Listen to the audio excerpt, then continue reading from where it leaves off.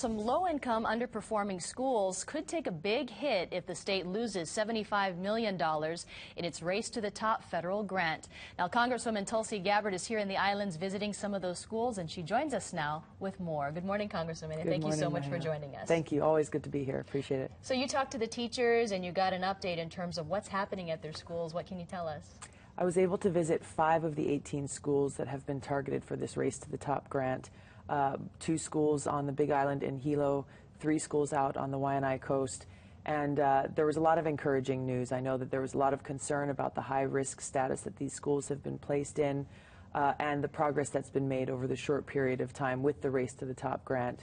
It was encouraging to see teachers, principals, the family, students really all on the same page in being very proud of the progress that's been made and recognizing things like the extended learning time at the end of the school day, where you've got 60 to 90 minutes where teachers break out into small groups, identify areas where students individually need focus or need some further personal attention, and seeing how much that extended learning time has really worked wonders in improving those test scores and improving proficiency in reading and math.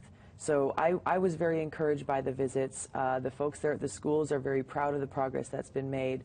And I think what the next steps need to be, both with this grant, but also just with relooking about how we're delivering education in the state, is collectively at every level of government, as well as the community, needs to be focused on looking at the data, seeing what has worked, and implementing that all across the state in different schools. Well, certainly the federal government will take a look at those HSTA contracts that were just decided by the teachers union.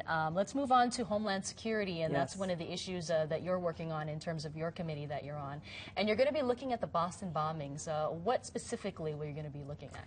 We've received in Congress over the last week and a half or so briefings on what occurred specifically within the lead up to the Boston bombings, as well as the investigation that's been taking place afterward.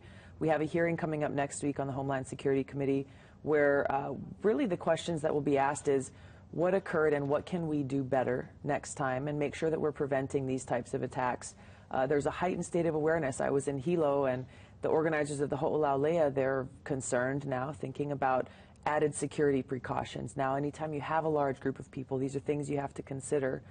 As we're looking at resources at the federal level, I really am going to be asking some very pointed questions about how we're dedicating those resources. There's a lot of tips and a lot of people who are placed on the no-fly list, for example, but are we really focusing our resources on those that we have actionable intelligence around to make sure that we're actually following through when people give us a tip on someone who is, conducting some suspicious activity. So it's going to be focused on making sure that the agencies are talking to each other, that they're sharing the intelligence, and when these red flags are raised, as happened with those who were involved with the Boston bombing, that we're actually following through to make sure we're watching and preventing. Yeah, certainly a lot of people here in Hawaii on edge, as we've seen just this week with those suspicious packages. Absolutely. The big news politically is Representative Colleen Hanabusa announcing her intentions to run for the U.S. Senate against Senator Brian Schatz. Is that a seat that you're interested in?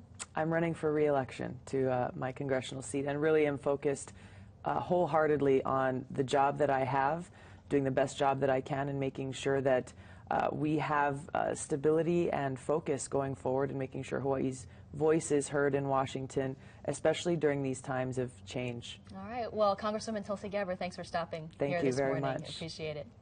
And stick around. We'll be right back after the break. We've got our top morning headlines up ahead.